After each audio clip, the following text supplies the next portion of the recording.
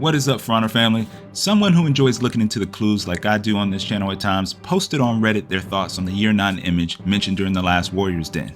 I was going to do a video on this, so there's no better time than the present to jump on in. I think it's worthy of discussion as we look ahead to Year 9. Within the next couple of weeks, I would expect a Year 9 Vision video to drop as well. I thought the Year 8 video was great for what it provided to us players, and my wishful hoping is that they'll do it again. We know providing clues in year art is not a foreign concept. They've done it before in years 6, 7, and 8. But our focus here is Year 9. I want to start with everyone over the table. One thing the Italian Snake Reddit poster was stating was previous lore is why they are positioned on the side that they are. The poster said Raider was on the side of Gul'Jin because their lands were ravaged by the Hordos and the Chimera Alliance didn't come through, but Gul'Jin did, and that's where his allegiances lie. You can also see how everyone except Gul'Jin is holding a weapon. Now, in my opinion, this symbolizes everyone with skin in the game playing a role in what I believe is going to be a revised faction war map. Just look at Aphira. She actually has her weapon on the map.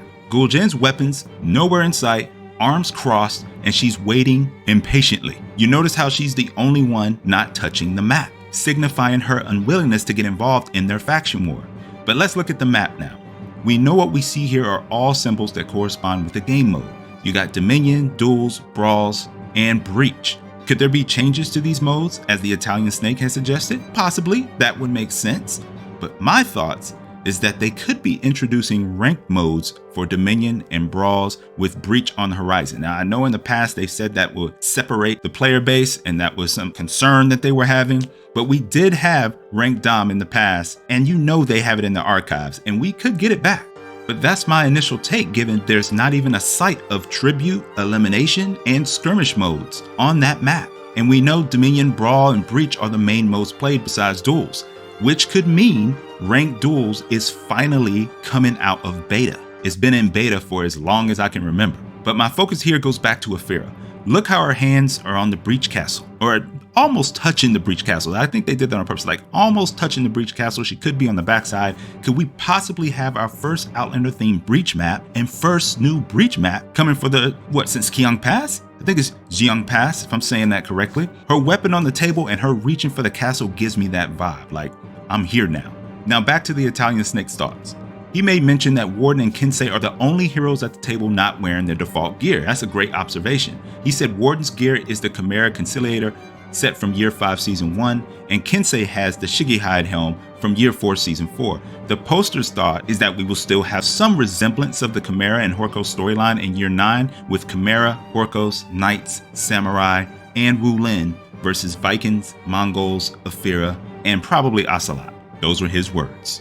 It's an interesting theory, but I had a slightly different take, solely based on the fact I really don't want to hear any more about the Hordos and the Chimera. I'm really done with that storyline. I just want it to be gone. We are all. We are one. We are war. Don't let some mad tyrants play God with your lives. So I'm thinking due to the faction map being reorganized in the upcoming season, the Vikings' land is impeded on by the Wulin, causing them to start anew. Hence, this is why Raider is also in his default gear. Meanwhile, the Knights and the Samurai's lands largely go unfazed, and therefore we see they have more established armor. This thought affirms also why Tiande is in his default gear, since the Wulin will be arriving on the faction map, and with the Outlanders finally getting a Breach map, that is why Aphira is in her default gear. And that's just going with my thought from earlier. It's a new beginning for all of them. So now let's get into the figures in the distance, which a lot of people are saying are the new heroes. I'm on board with the Italian Snake's theory mostly on these heroes. Now, the Italian Snake believes the expected Wulin hero has a sword, and I believe we were all expecting the Wulin to get a hero, if not two in Year 9, so this does make sense. The second he is thinking will be a Viking hero, since they are the only OG faction that doesn't have a 9th hero. Also believes that the hero is wielding a polearm. And these are all valid takes and all sensible, and I can see it happening. Nothing is far-fetched. Here's what I think. Let's look at that pattern after Year 3. Year 3 was the last year they released 4 heroes in a year. They released 1 for each faction that year. So look at Year 4. They started the 1 male and 1 female trend each year. Year 4 went Warmonger and Griffin, so Knight and Knight. Year 5, we got Kyoshin and our first Outlander, Pirate. So Samurai, then Outlander. Year 6, we got Medjai and Afira, 2 Outlanders. Year 7, we got Ocelot and Varangian Guard, Outlander and Viking. In Year 8, we received Sohei and Hatun, Samurai and Outlander. It is definitely time for the Wulin to get some love, so it's fair to say it will be a Wulin hero this year. I also can see why the poster said that the next hero is a Viking. Just look at the way Tiandi and Raider are at each other. There's conflict there, which could stem from what will be revealed with the revisited and revised faction war. At least that's what I'm thinking.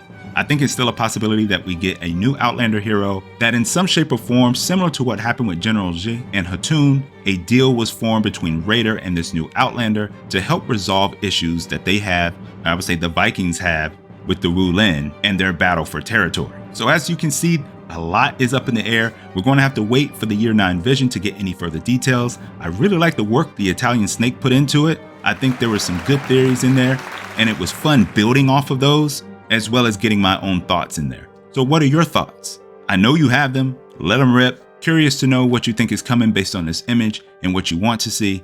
Thank you for watching. There are so many videos and channels you can tune into, and you took the time to stop by this one today. I always appreciate that. Until next time, y'all. Peace.